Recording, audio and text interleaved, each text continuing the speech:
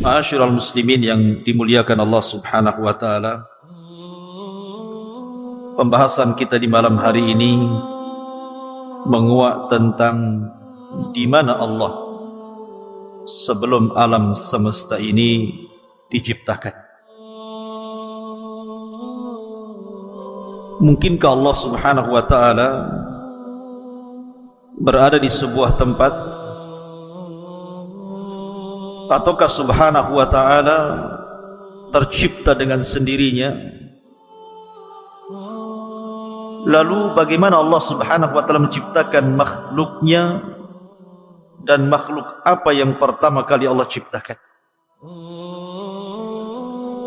Ma'asyiral muslimin yang dimuliakan Allah Subhanahu wa ta'ala, di dalam surah Al-Insan Allah Subhanahu wa ta'ala berfirman, hal ata alal insan hinum minad dahri lam yakun syai'am madhkura. Bukankah pernah datang kepada manusia waktu dari masa yang ketika itu belum merupakan sesuatu yang dapat disebut? Dari ayat ini, ketika Allah Subhanahu wa ta'ala mengatakan lam yakun syai'an madhkura, sesuatu yang belum dapat disebut namanya, ini arasy, ini kursi, ini langit, ini Adam, ini Hawa, ini gunung, ini sungai, ini hutan, dan begitu seterusnya. Belum ada penyebutan itu. Hanya Allah Subhanahu wa ta'ala satu-satunya sang pencipta di alam semesta ini. Ma'asyiral muslimin yang dimuliakan Allah Subhanahu wa ta'ala, dari Waqi ibnu Udusin, dari pamannya dari Abi Razin radhiyallahu anhu, dia mengatakan, ya Rasulullah, aina kana Rabbuna azza wa jal qabla an yakhluqa khalqah? Dia berkata, ya Rasulullah, di manakah Tuhan kita yang maha mulia sebelum menciptakan makhluk-makhluknya? Maka Nabi SAW bersabda, kana fi ama'in ma tahtahu hawa wa ma fawqahu hawa thumma khalaqa arsyahu 'alal ma. Maka Nabi SAW bersabda, Allah berada di ama, di mana ama di bawahnya tidak ada udara, dan di atasnya pun tidak ada udara. Kemudian Allah Subhanahu wa ta'ala menciptakan arasy-Nya di atas air. Ma'asyiral muslimin yang dimuliakan Allah Subhanahu wa ta'ala, apa itu ama? Karena di sini Nabi SAW mengatakan bahwa Allah Subhanahu wa ta'ala berada di ama. Disebutkan oleh para ulama seperti yang dikatakan Al-Qadhi, maksudnya Qadhi Iyad, al-muradu bil ama ma la taqbaluhu al-awhamu wa la tudrikuhu al-uqul wal afham, abbara an adamil makani bima la yudrak wa la yutawahham, wa an adami ma yahwihi wa yuhitu bihil hawa fa innahu yutlaqu wa yuradu bihil khala alladhi huwa ibaratun an adamil jismi liyakuna aqraba ila fahmis sami. Ma'asyiral muslimin yang dimuliakan Allah Azza wa Jalla, beliau mengatakan Yang dimaksud dengan ama adalah sesuatu yang tidak bisa diterima oleh imajinasi dan tidak bisa digapai oleh akal dan pemahaman. Nabi menunjukkan ketiadaan tempat dengan sesuatu yang tidak bisa dimengerti dan dihayalkan, dan juga menunjukkan ketiadaan sesuatu yang memuatnya atau udara yang melingkupinya. Tentu istilah ini secara mutlak dimaksudkan pada sesuatu kekosongan murni atau disebut dengan khala, yang merupakan istilah bagi ketiadaan materi agar lebih mudah dimengerti oleh para pendengar. Intinya bahwa sebelum Allah Subhanahu wa ta'ala menciptakan makhluk-makhluknya, sebelum ada saya, sebelum ada Anda, sebelum ada Adam, sebelum ada Hawa, sebelum ada langit dan bumi, bahkan sebelum ada langit, kursi, bahkan sebelum ada arasy, maka Allah Subhanahu wa ta'ala berada di ama. Dan ama itu diambil dari umyun, artinya buta. Orang buta itu, kalau Anda memejamkan mata, kira-kira apa yang Anda lihat? Kegelapan, bukan? Artinya di sini bahwa kita tidak bisa membayangkan di mana Allah. Yang jelas Allah satu-satunya dan tidak ada makhluk sebelumnya. Dan Allah Subhanahu wa ta'ala adalah awal, wa laysa qablahu syai'. Allah adalah yang pertama, dan Allah tidak didahului dengan ketidakadaan. Makanya dalam Sahih Bukhari, Nabi SAW bersabda, kana Allahu wa lam yakun syai'un ghairuhu. Allah telah ada dan saat itu tidak ada apapun selain Allah Subhanahu wa ta'ala. Ma'asyiral muslimin yang dimuliakan Allah Subhanahu wa ta'ala, dalam sebuah hadis dari Imran ibn Husain radhiyallahu anhuma, dia menceritakan, suatu ketika aku berada di sisi Nabi sallallahu alaihi wasallam, tiba-tiba datang sebuah kaum dari Bani Tamim, dari Yaman. Faqala, maka Nabi sallallahu alaihi wasallam mengatakan, aqbilul busyra ya Bani Tamim. Qalu basyartana fa'tina. Fadakhala an-nasu min ahli al-Yaman. Afwan, maksudnya Bani Tamim ini datang kepada Nabi sallallahu alaihi wasallam. Kemudian Rasul mengatakan, bergembiralah wahai Bani Tamim atas hidayah yang telah Allah anugerahkan kepada kalian, hidayah Islam ini. Maka Bani Tamim mengatakan, engkau sudah menghabar gembirakan kepada kami, maka berikan hadiah kepada kami. Maka Nabi SAW diam sampai masuk orang-orang Yaman. Maka Nabi SAW mengatakan kepada orang-orang Yaman, aqbilul busyra ya ahlal Yaman, idh lam yakbaluha Banu Tamim. Terimalah wahai penduduk Yaman kabar gembira yang tidak diterima oleh Bani Tamim. Maka mereka mengatakan, qabilna, kami menerima kabar gembira itu dari engkau wahai Rasul. Ji'naka linatafaqqaha fid-din wa linas'alaka an awwali hadzal amri maka. Maka ahli Yaman mengatakan, kami datang kepadamu untuk belajar agama wahai Rasul, dan kami hendak bertanya kepadamu tentang masalah yang pertama kali terhadap urusan yang saya ingin atau kami katakan kepada anda, di mana Allah sebelum Allah menciptakan segala sesuatu. Lihat bagaimana keistimewaan Bani ataupun ahli Yaman dibandingkan Bani Tamim. Bani Tamim minta hadiah, minta harta, minta dunia, tapi ahli Yaman tidak minta itu. Dia hanya minta ilmu kepada Nabi SAW, dan yang pertama bertanya soal di mana Allah sebelum Allah menciptakan segala sesuatu. Ini pertanyaan yang berbobot, ikhwan. Maka Nabi SAW mengatakan, kana Allahu wa lam yakun syai'un qabla. Adalah Allah Subhanahu wa ta'ala, dialah satu-satunya, dan sebelumnya belum ada sesuatu.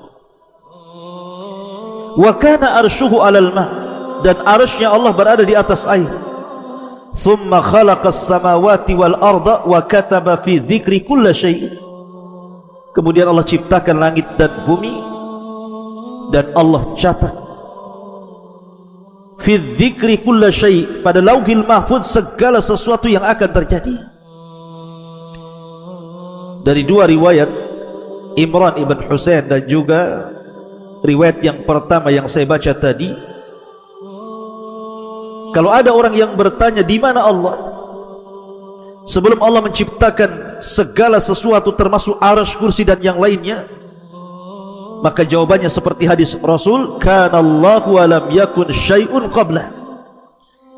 Maka Allah satu-satunya dan belum ada sebelumnya sesuatu yang mendahului Allah Subhanahu wa ta'ala.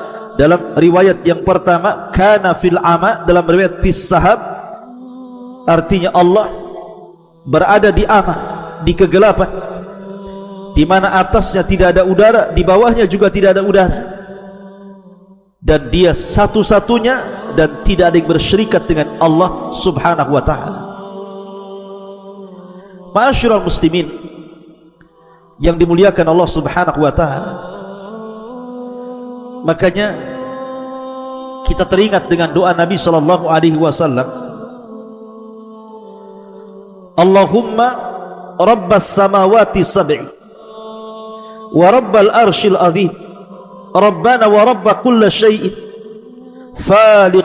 faliqal habbi wan nawa, munzilat taurati wal injili wal furqan, a'udzu bika min syarri kulli syai'in anta akhidun binasiyatihi, Allahumma antal awwal falaysa qablaka syai'un, wa antal akhir falaysa ba'daka syai'un, wa antal zahir falaysa fawqaka syai'un, wa antal batin falaysa dunaka syai'un, iqdi 'anna ad-din wa aghnina minal faqri, iqdi 'anna ad-daina wa aghnina minal faqri.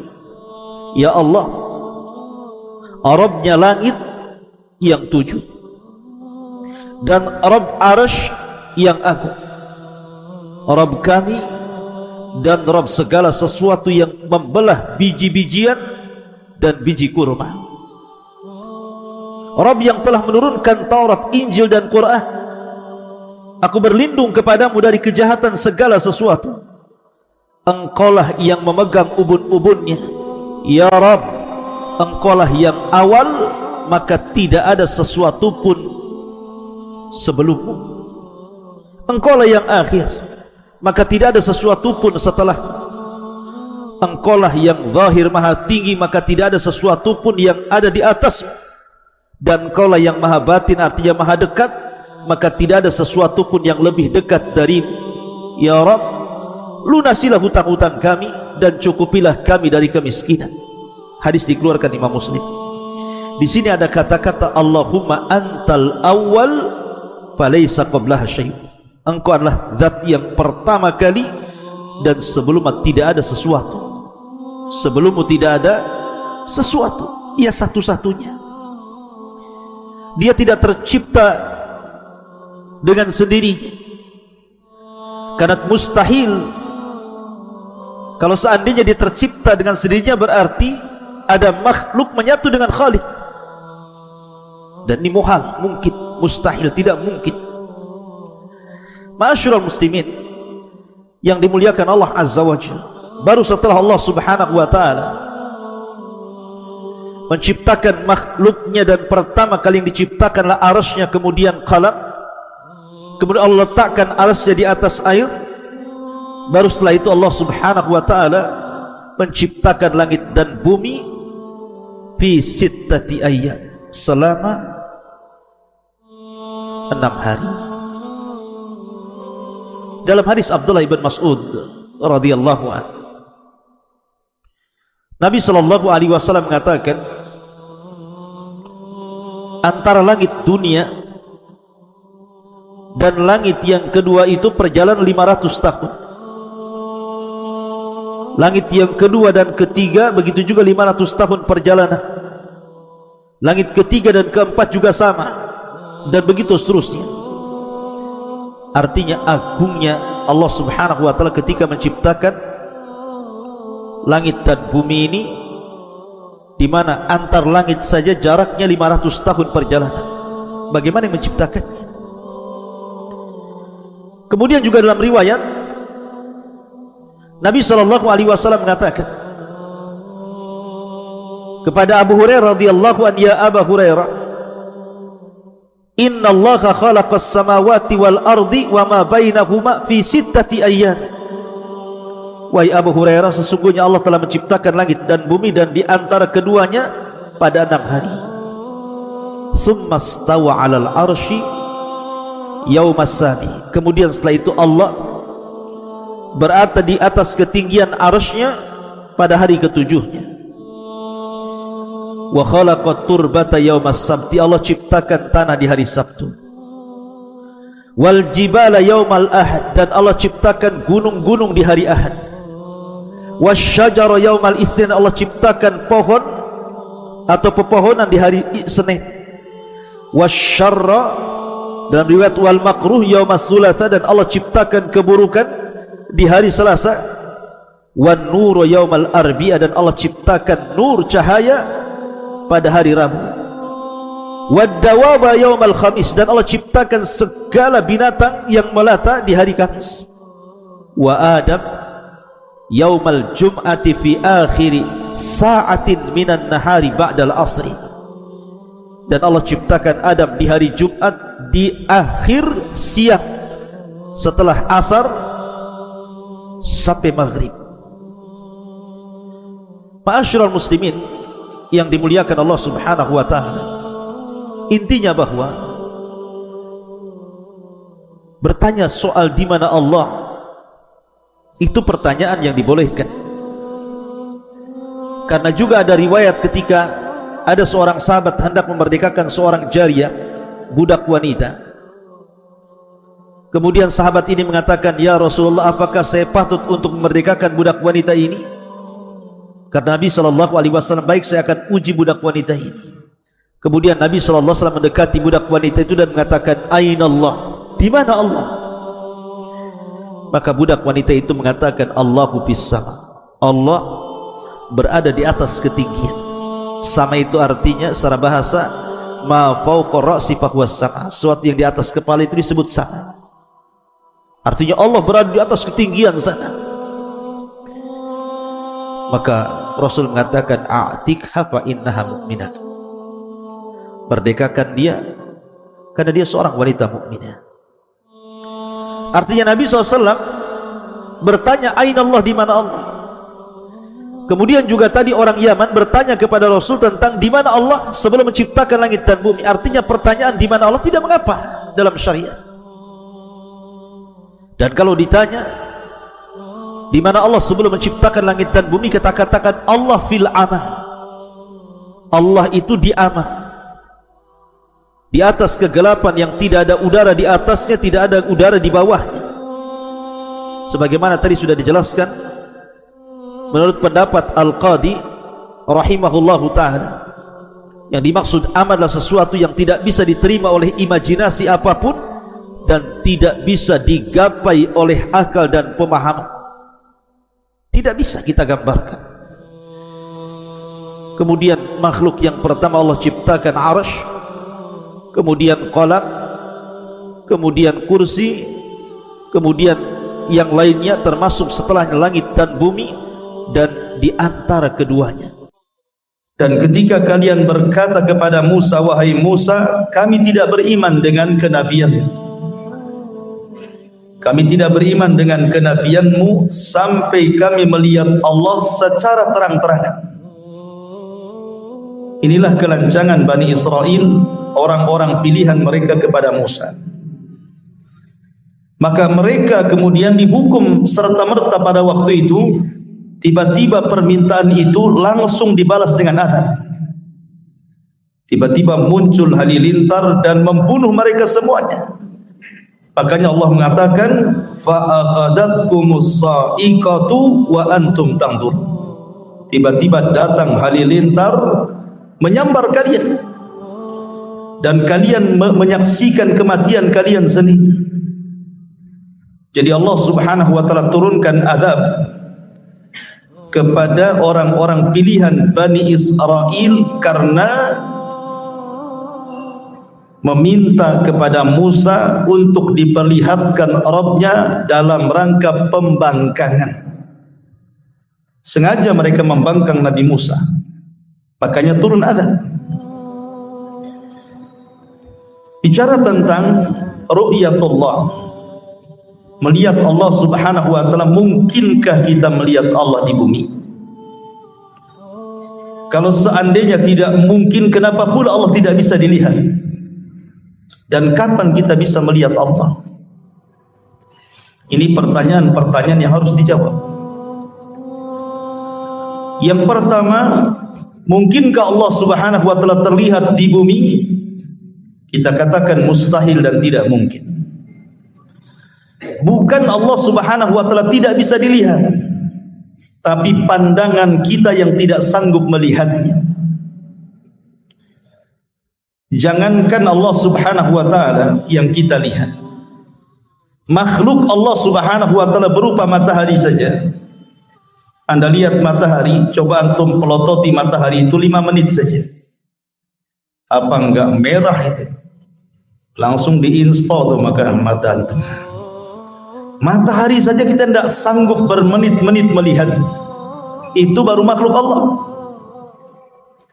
Kalau matahari saja yang merupakan makhluk Allah Subhanahu wa taala tidak bisa Anda lihat, bagaimana Allah Subhanahu wa taala? Matahari itu bukan tidak bisa dilihat, tapi kita tidak sanggup melihatnya. Kita hanya sanggup beberapa menit saja, habis itu silau. Itu terjadi kepada makhluk, maka kepada Allah mimbabil aula, tentu lebih utama dibandingkan kepada makhluknya sendiri. Dan sesuatu yang tidak bisa terlihat bukan berarti bendanya tidak ada. Angin saja, di sini ada kipas berapa ini? Kita bisa merasakan angin kipas ini ke badan kita. Tapi antum bisa melihat bentuk angin yang menerpa badan antum kan tidak bisa. Seperti apa bentuk angin itu? Itu pada makhluk itu. Tapi bukan berarti kemudian kita katakan nggak ada angin, buktinya ada kan gitu, kita terasa. Jadi bukan sesuatu yang tidak bisa kita lihat itu berarti bendanya tidak ada. Bendanya ada, cuman tidak bisa terlihat. Itu kepada makhluk tuh. Orang kesetrum mati, orang tidak bisa melihat setrum kayak apa gitu. Jadi intinya bahwa tidak sesuatu yang tidak bisa dilihat itu bukan berarti tidak ada bendanya. Ada bendanya tapi tidak sanggup kita melihatnya. Bahkan sekalipun seandainya kita datangkan alat canggih teknologi sekarang yang bisa melihat bakteri-bakteri itu saja terkadang tidak bisa melihat angin dengan alat yang canggih itu. Padahal itu makhluk Allah Azza wa Jalla. Bagaimana zat yang menciptakannya? Maka tentu tidak bisa dilihat lagi, dan zat Allah itu ada dan kita bisa rasakan keberadaannya dengan melihat ayat-ayat kauniyah dan ayat-ayat syar'iyah. Ma'asyiral muslimin yang dimuliakan Allah Azza wa Jalla, ditambah-tambah ada riwayat dalam Sahih Muslim, Nabi SAW pernah berkhutbah dan menyebutkan 4 perkara, semua tentang zat Allah. Salah satunya Nabi SAW menyebutnya, Innallaha la yanam wa la yanbaghi an yanam. Allah itu tidak tidur dan tidak layak bagi Allah itu tidur. Sebab kalau Allah Subhanahu wa taala tidur, hancur alam semesta ini. Karena bagaimanapun setiap hari Allah itu punya kesibukan. Yang ini diberikan rizki, yang ini dimiskinkan, yang ini dikayakan, yang ini dilaparkan, yang ini dikenyangkan, begitu seterusnya. Setiap hari itu ada kesibukan. Makanya ketika Musa alaihi salatu wassalam bertanya kepada Allah Subhanahu wa taala, apakah Allah Subhanahu wa taala tidur? Maka Allah Subhanahu wa taala mengatakan kepada Musa, berdirilah wahai Musa. Kemudian peganglah 2 mangkuk di kanan, tangan kanan dan kirimu, isi air mangkuk itu. Akhirnya Musa pun mengambil 2 mangkuk, kemudian dipegang seperti ini. Maka Allah katakan, tahan mangkuk itu. Lama-lama Musa ngantuk. Ya, karena kelamaan berdiri, pegang mangkuk itu, ngantuklah Nabi Musa ini. Akhirnya ngantuk, kena siut sedikit, tumpahlah mangkuk itu, kemudian jatuh, kemudian pecah. Maka Allah Subhanahu wa taala mengatakan, ya Musa, kalau diriku ngantuk, maka kondisinya seperti diri. Alam ini akan hancur. Kemudian di ujung hadis Nabi SAW mengatakan, ketika bicara tentang tabir Allah, kata Rasul, wa hijabuhun nur. Dalam riwayat hijabuhun nar. Dan tabirnya cahaya, dalam riwayat tabirnya api. Lau kasyafat, kalau seandainya tabir Allah tersingkap, la akhraqat ma bainas samawati wal ardh, maka akan terbakar, akan hancur antara langit dan bumi. Jadi di sini ada hikmah. Kalau ada orang yang bertanya, kenapa Allah Subhanahu wa taala tidak bisa kita lihat? Ini rahmat dari Allah.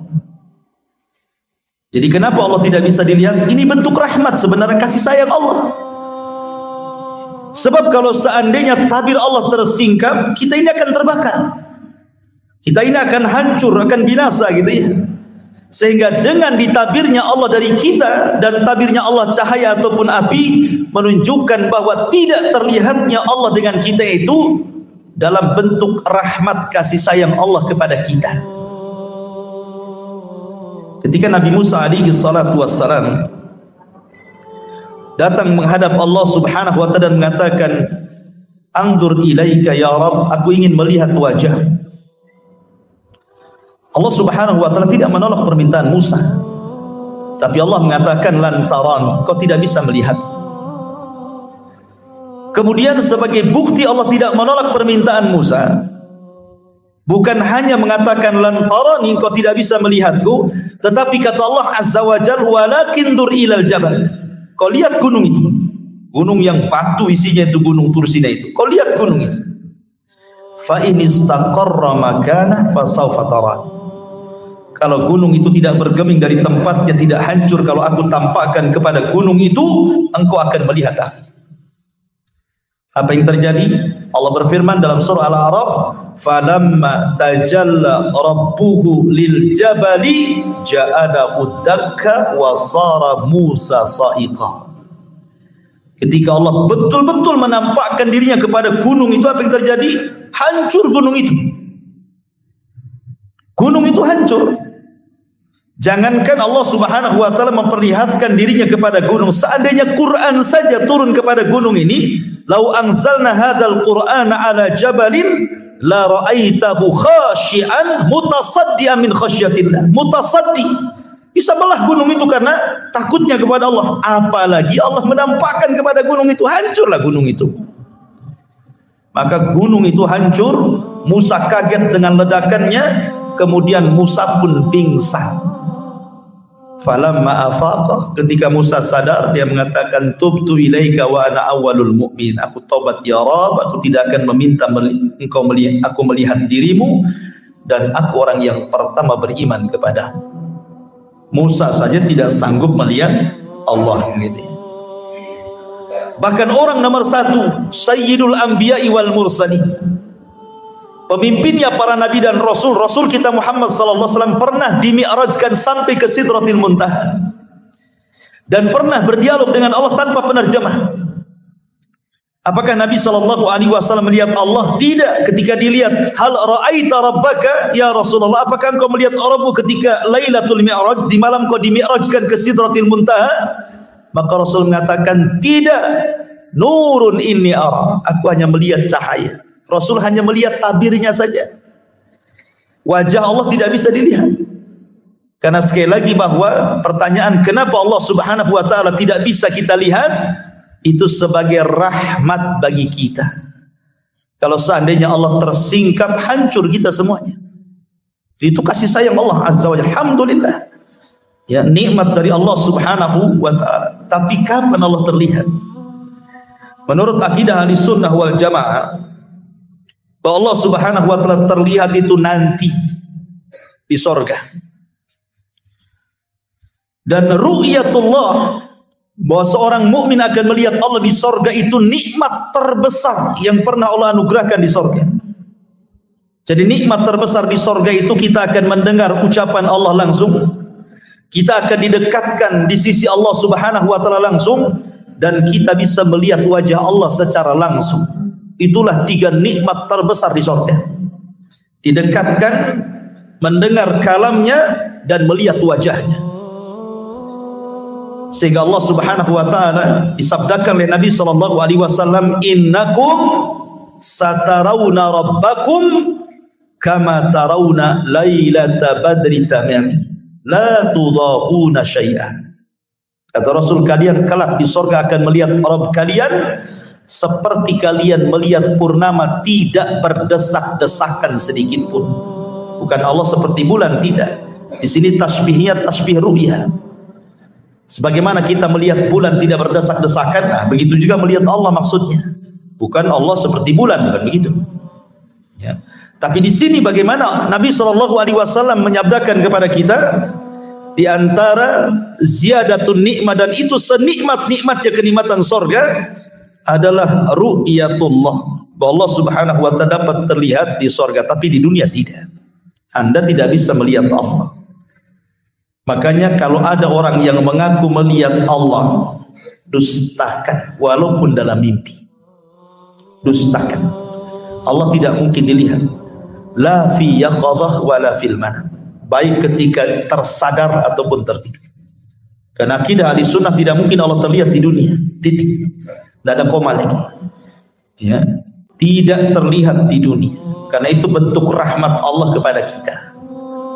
Kalau Nabi saja tidak bisa melihat, apalagi kita.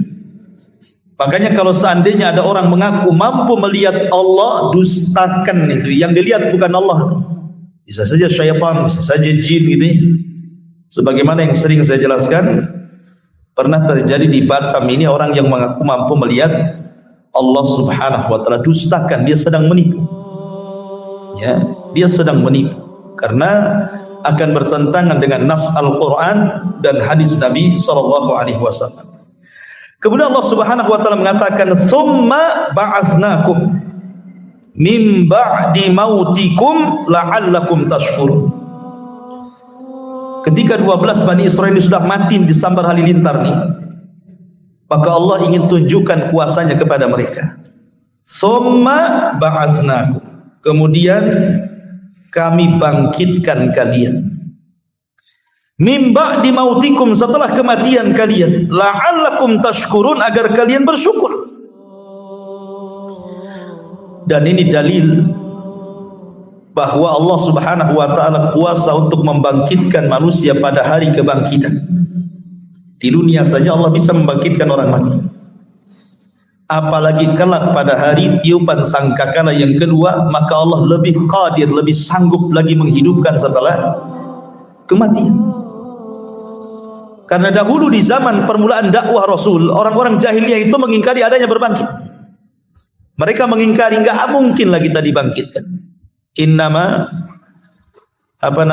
wa ma nuhli wa ma yuhlikuna illa dahr. Yang menghancurkan kami ini waktu.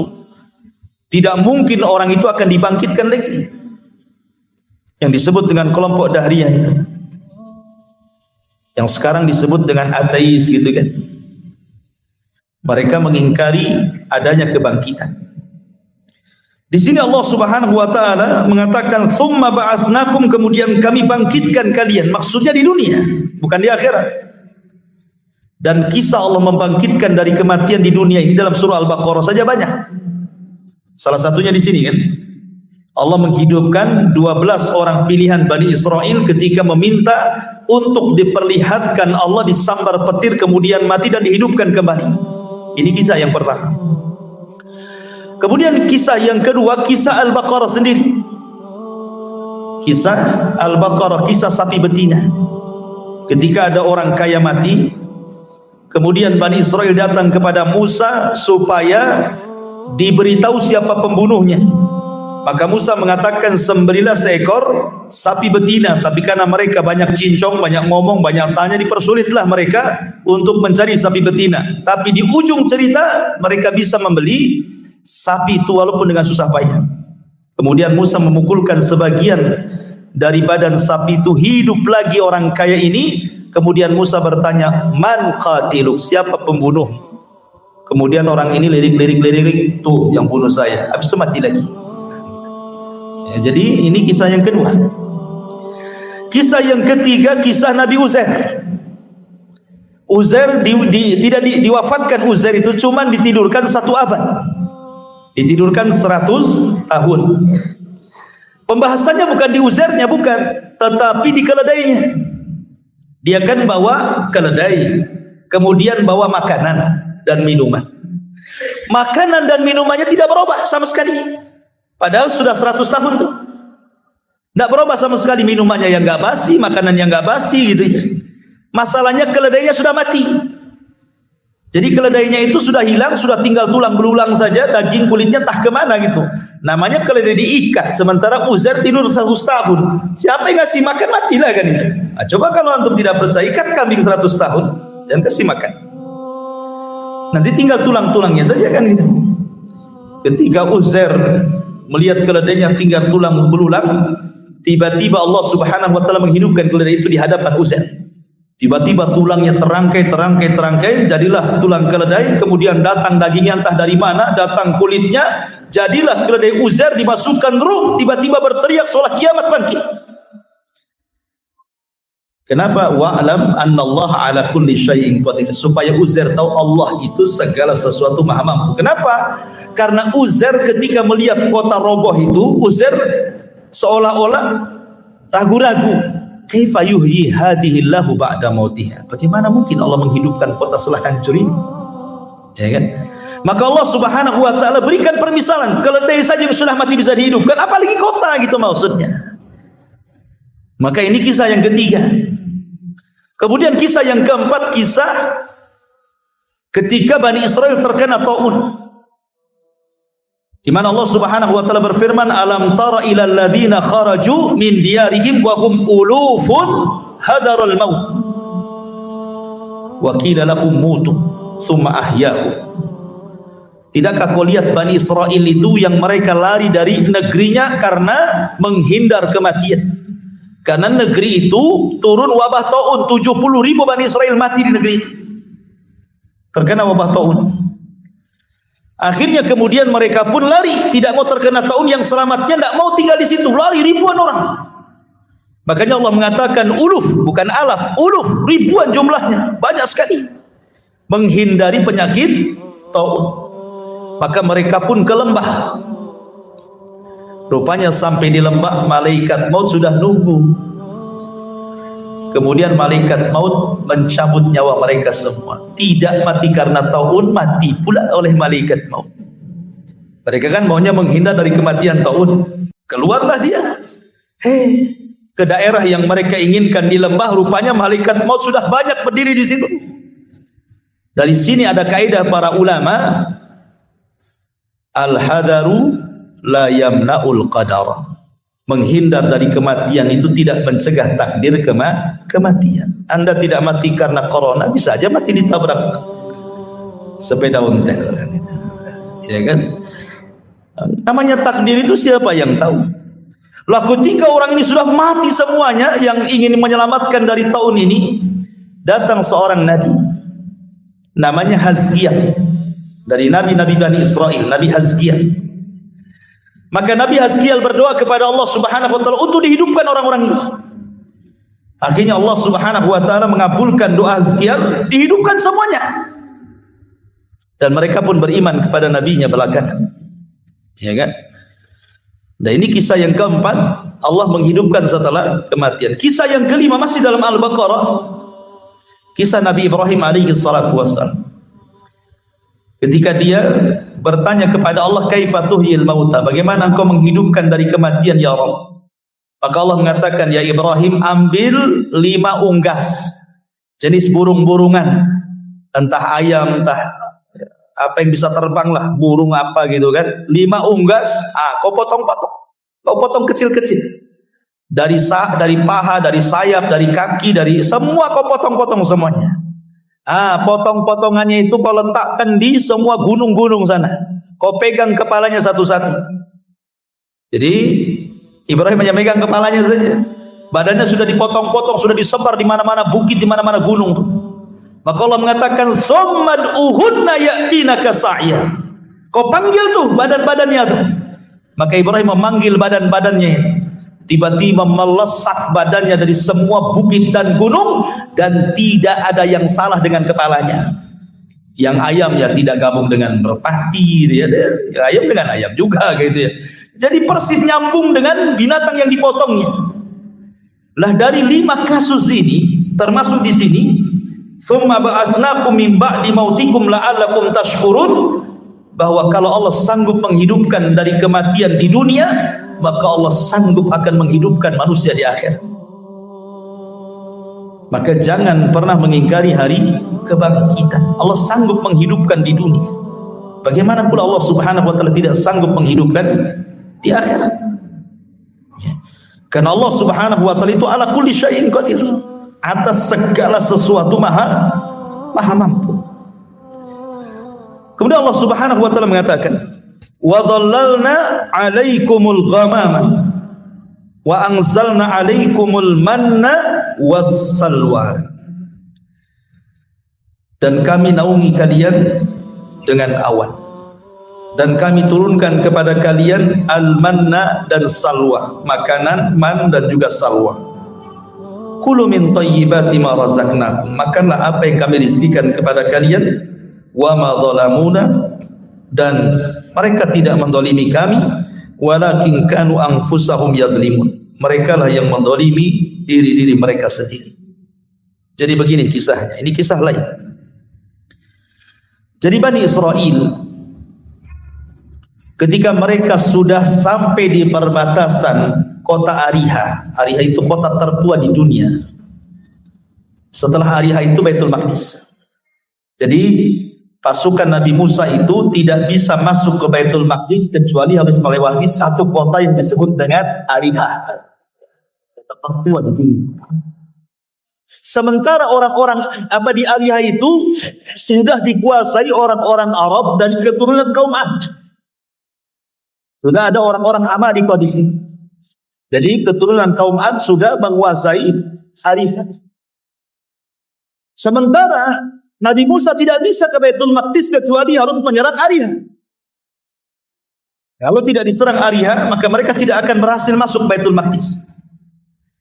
Maka Nabi Musa alaihi salatu wassalam kemudian mengutus orang-orang pilihan yang 12 tadi itu, yang minta diperlihatkan Allah, kemudian disambar petir itu, kemudian mati dihidupkan lagi. Maka Musa mengutus 12 orang ini, kemudian disuruh mengintai seperti apa kekuatan orang-orang Amalika itu, orang-orang Arab, orang-orang keturunan kaum Ad yang menguasai Ariha itu. Kaget bukan kepalang, rupanya orangnya besar-besar, raksasa-raksasa, orang yang badannya gede-gede gitu, sementara Bani Israel kecil-kecil. Ya. Jadi akhirnya kemudian 12 orang ini melaporkan kepada Musa, kayaknya kita tidak bisa menang. Mereka kaum yang banyak, besar-besar, raksasa badannya, kita ini kecil-kecil mau lawan mereka katanya. Gimana kita akan menang? Kata Musa, kalian jangan menyebarkan berita ini kepada pasukan Bani Israel, nanti mereka ketakutan. Simpan rahasia ini. Rupanya dari 10 orang itu, dari 12 orang ini 10 orang malah bercerita ke sana kemari. Akhirnya ketakutanlah pasukan ini. Yang 2 orang ini yang tidak bercerita, salah satunya adalah Yusha ibn Nun dan satunya saya lupa namanya. Tidak bercerita, ini yang memegang amanah Nabi Musa alaihi salatu wassalam. Makanya nanti Yusha ibn Nun akan menjadi penerus kenabian Nabi Musa. Karena dia orang yang dipercaya Musa dan pemegang amanah. Tapi yang 10 orang pilihan ini cerita ke orang-orang. Kita akan menghadapi kaum yang kuat, yang raksasa, yang ini. Takutlah akhirnya pasukan Bani Israel. Ketika Musa alaihi salatu wassalam betul-betul ingin menggerakkan pasukan Bani Israel, berkumpulan mereka di hadapan Musa. Dan mengatakan, ya Musa, kami sudah tahu kekuatan mereka. Kami tidak akan menang. Kalau engkau ingin perang, wahai Musa, idhab anta wa rabbuka faqatila innaha huna qaidun. Kau berangkat sendiri, ajak Tuhanmu perang berdua, kami duduk di sini, kami akan nonton siapa yang kalah, siapa yang menang, katanya. Kami tidak sanggup. Kalau mau perang, perang sendiri, katanya. Dari sebab itulah maka Allah Subhanahu wa taala turunkan azab kepada mereka berupa mereka diletakkan di bumi itu, mereka tidak bisa keluar. Karena mereka tidak mau diajak jihad, tidak mau membebaskan Baitul Maqdis, tidak mau melawan orang-orang Amalika yang menguasai Ariha. Akhirnya Allah Subhanahu wa taala azab mereka dengan cara apa? Arba'ina sanatan yatihuna fil ardi. 40 tahun mereka linglung di situ, tidak bisa keluar. Sementara mereka tinggal di padang pasir. Tidak ada bukit, tidak ada gunung, tidak ada pohon, tidak ada lembah, tidak ada air, tidak ada apa-apa. Padang pasir, kering kelontang, lautan padang pasir. Apa yang mau dimakan? Apa yang mau diminum? Tidak ada naungan di atas kepala. Sementara mereka tidak bisa keluar. Makanya kalau antum pernah hidup di Timur Tengah itu, kemudian lihat padang pasir seolah-olah lautan tidak bertepi. Bingung orang kalau udah nyasar di padang pasir itu, mau kemana? Ya. Jadi mereka linglung, nggak bisa kemana-mana karena padang pasir semuanya. Maka disebut ardunti dalam bahasa kita, negeri linglung. Mereka nggak bisa keluar dari situ. Lah ketika mereka tidak bisa keluar dari situ dan itu akibat mereka tidak mau diajak jihad, mulailah mereka meminta kepada Musa alaihi salatu wassalam makanan. Musa, kita di padang pasir, apalah yang kita akan makan? Mintalah kepada Rabbmu makanan untuk kami. Maka Musa alaihi salatu wassalam memintakan kepada Allah, turunlah manna dan salwa. Itulah makanan mereka di padang pasir. Ada yang mengatakan manna itu umum. Bahasa Arabnya manna itu diambil dari manna yamunnu. Artinya karunia. Artinya apapun yang dihajatkan oleh Bani Israel disediakan. Oh, enak kan? Antum minta roti tidak ada, martabak ada, roti canai ada, apapun yang kita mau ada. Itu namanya manna yamunnu gitu, kalau diartikan secara bahasa. Tapi ada juga yang mengatakan manna di sini artinya semacam burung. Jadi burung itu ya semacam unggas lah, ayam, mentok, pokoknya unggas-unggasan burung-burung terbang. Tinggal tunjuk saja jatuh, tinggal makan. Ya. Kemudian salwa itu berupa buah-buahan yang ada minumannya, kalau diminum rasanya seperti madu. Itulah manna dan salwa. Jadi luar biasa, Allah berikan anugerah kepada mereka makanan langsung turun dari langit, manna dan salwa. Tapi mereka ingin minuman. Maka Musa alaihi salatu wassalam memukulkan tongkatnya di batu, keluarlah 12 mata air. Itulah minuman mereka di negeri itu. Kemudian mereka mengatakan, Musa, panas, nggak ada payung, nggak ada pohon, panas. Maka mereka mengatakan, ya Musa, lindungilah kepala-kepala kami dari matahari. Dari sini Allah katakan, wa dhallalna alaikumul ghamam. Kami berikan kepada kalian naungan awan. Oh, enak kurang apa kan? Mereka sudah tidak lagi terkena sinar matahari, sudah ada awan yang menaungi kepala mereka. Sudah ada makanan manna dan salwa, sudah ada minuman mata air. Kurang apa? Itu nikmat dari Allah Subhanahu wa taala.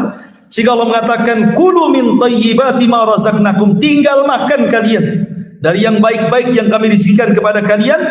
Wa ma dhalamuna walakin kanu anfusahum yadlimun. Mereka tidak mendolimi kami, tapi mereka mendolimi mereka sendiri. Kenapa? Karena mulai kurang ajar kepada Musa alaihi salatu wassalam. Apa kurang ajarnya? Wa idh qulna dkhulu hadhil qaryah. Ya.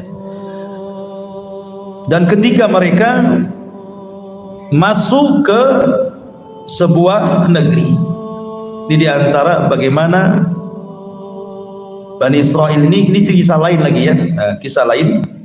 Tetapi nanti kisah yang nyambung dengan kisah Al-Baqarah 57 ini adalah Al-Baqarah 61. Itu nyambung tuh ayatnya nanti kisahnya itu. Jadi antara ayat 57 ke 61, itu nyambung. Kita baca 61-nya baru kita naik ke atas. Wa id qultum ya Musa lan nasbiru ala ta'ami wahid. Wahai Musa, kami nampaknya bosan dimakan manna, makan salwa, makan daging burung, daging mentok, daging ayam. Bosan kan? Ya. Kami pengen lalap-lalapan. Ya, minta lalapan orang ini. Ya. Dikasih daging-dagingan, dikasih buah-buahan yang lezat, salwa. Mereka mengatakan apa? Lan nasbiru ala ta'ami wahid. Kami tidak sabar, ini aja yang kita makan. Padahal mereka itu makan lo tidak nyari. Bukan mereka bekerja dulu nyari uang, kemudian dibelikan beras, dimasak. Enggak. Waktunya makan pagi sudah ada, waktunya makan siang sudah ada, waktunya makan sore sudah ada, waktunya makan malam sudah ada. Kurang apa enaknya itu? Tidak dituntut kerja, tidak dituntut apa, tinggal makan saja. Tapi mereka kaum yang tidak bersyukur. Mereka mengatakan, lan nasbiru ala ta'ami wahid. Bosan kami dengan satu makanan ini. Fad'u lana rabbaka yukhrij lana mimma tumbitul ardh. Cobalah kau berdoa kepada Rabb wahai Musa. Keluarkanlah sayur-sayuran dari bumi ini. Mim baqliha wa kisaiha wa fumiha wa adasiha wa basaliha. Bayangkan dari bawang-bawangan.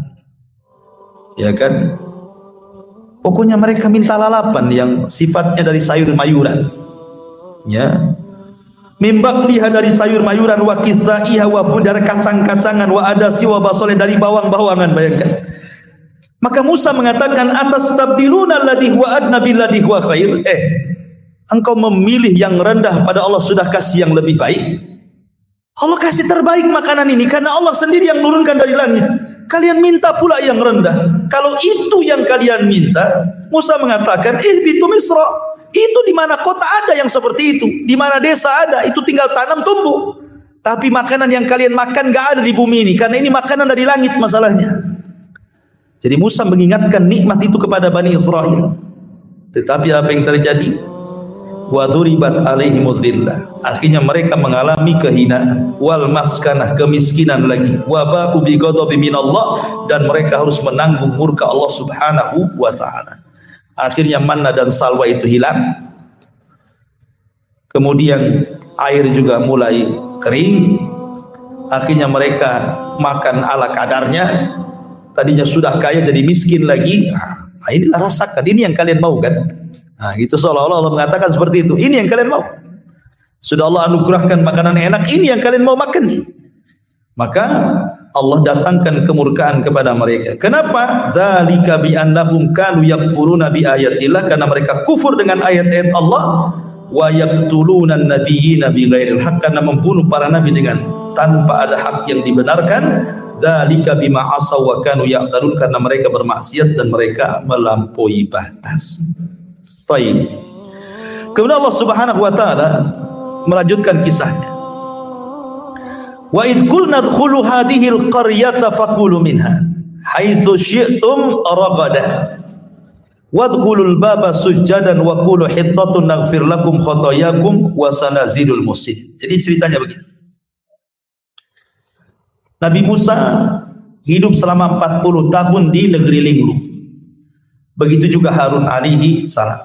Tapi Allah takdirkan keduanya wafat. Keduanya wafat di negeri ini. Belum berhasil merebut Baitul Maqdis, Musa dan Harun sudah wafat di negeri linglung selama 40 tahun itu. Akhirnya generasi para pengecut itu sudah mati juga. Datanglah anak-anak mereka. Lah anak-anak mereka ini akhirnya dididik oleh Yusha ibn Nun. untuk menjadi para pemberani. Dan setelah kematian Musa, Bani Israel menyesal. Itulah terkadang ketika Nabi Musa di masa hidup mereka suka mengejek Musa, menghina Musa, bahkan sampai menyakiti Musa, sampai Rasul mengatakan rahimallah akhu Musa laqad udhiya katsiran fasabar. Semoga Allah merahmati saudara kita Musa, dia banyak diuji Bani Israel tapi dia sabar. Sabar Nabi Musa itu, bayangkan difitnah oleh Bani Israel dengan berbagai macam fitnah, sampai kepada masalah pribadi privasinya itu difitnah oleh Bani Israel. Ketika Musa tidak mau mandi bareng, kan kebiasaan Bani Israel kan suka mandi bareng kayak kita di desa-desa kan, zaman bahula kan gitu ya. Belum di rumah itu belum ada kamar mandi, belum ada toilet jongkok, apalagi duduk gitu ya. Orang berak masih di tambak, masih di ini, kalau di orang-orang yang dekat laut, kalau di sungai ya di sungai gitu ya. Jam 3 pagi itu udah sibuk tuh orang nongkrong-nongkrong di pinggir sungai itu kan. Ngapain dia jam 3. Tapi yang jelas bahwa orang dulu itu kan biasa itu mandi di sungai rame-rame. Mana punya malu? Gak ada malu. Kalau sekarang antum sudah ngaji, malu lah. Kalau antum tak malu, tak ada malu lah. Kalau orang dulu kan biasa saja mandi. Antum mau pakai daleman saja, perempuan juga sama seperti itu gitu kan. Ya, makanya orang dulu itu banyak orang intip-intip di pohon-pohon pisang, di pohon-pohon mangga. Artinya apa? Karena kebiasaan orang dulu seperti itu. Artinya apalagi di zaman Nabi Musa kan, yang tahu ratusan tahun yang silam ya kan. Di zaman kita kecil-kecil antum yang orang desa aja ngalami itu mandi di sungai. Apalagi di zaman Nabi Musa. Mereka mandi bareng di sungai. Tapi Musa itu punya sifat malu yang luar biasa. Tidak mau mandi rame-rame, dia mau mandi sendiri aja. Disitulah difitnah, jangan-jangan Nabi Musa badannya kayak banci, tidak ada tenaganya, nggak ada ototnya gitu. Paling dia punya penyakit tuh di badannya, makanya nggak nyampur sama kita mandinya. Kedengaran sama Nabi Musa. Musa sabar saja. Tapi Allah Subhanahu wa taala tentu tidak akan membiarkan nabinya dihinakan oleh kaumnya kan. Man adzali waliyan faqad adzantu bil harbi. Jangan lagi seorang nabi wali saja disakiti, Allah ngajak perang. Apalagi nabi. Maka ketika Nabi Musa mandi sendiri, diletakkan celana bajunya di atas batunya, Allah sengaja batu itu dibuat jalan. Batunya lari. Musa ngejar-ngejar batu karena pakaian di atas batu masalahnya. Ini kalau nggak dikejar pakaian saya di batu itu, bayangkan Allah buat batu itu di jalan. Dikejarnya batu itu karena mau ngambil pakaian, rupanya batu itu lari ke tengah-tengah Bani Israel yang sedang mandi. Otomatis Musa sedang mengejar batu kan gitu, telanjang gitu kan. Nampaklah sama Bani Israel itu kan badan dia kan. Wow, ternyata badannya sangat indah, sangat steril, mulus, tidak ada penyakit. Rupanya yang kami tuduhkan kepada dia nggak benar katanya. Sampai masalah privasi mereka nuduh Nabi Musa itu. Ya. Bahkan ketika Nabi Harun meninggal, yang difitnah membunuh Harun itu adalah Musa. Padahal Nabi Musa ya, Nabi Harun yang meninggal wajar. Tapi karena Harun lebih dicintai Bani Israel, ketika mereka tidak melihat kematian Harun, hanya dilihat Nabi Musa, mereka nuduh bahwa Musa membunuh Harun. Sampai ketika kematian Harun, dituduh Musa yang membunuh Harun abangnya. Makanya wajar kalau Rasul mengatakan, rahimallah akhu Musa laqad udhiya katsiran fasabar. Sungguh Allah rahmati saudara kita Musa, dia banyak diuji Allah tetapi dia sabar.